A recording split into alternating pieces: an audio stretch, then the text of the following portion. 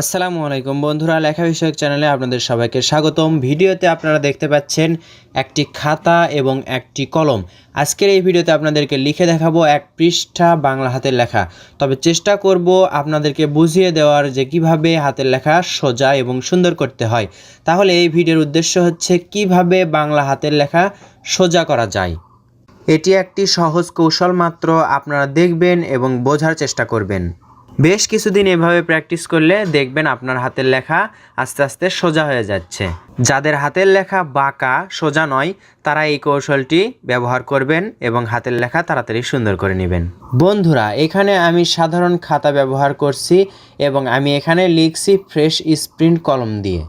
ভিডিওটি শেষ পর্যন্ত দেখে আপনিই বলবেন এই নিয়মটি বা এই কৌশলটি আপনার জন্য কতটা প্রযোজ্য, আর এই কৌশলটি উপকারী কিনা কমেন্ট বক্সে জানাবেন।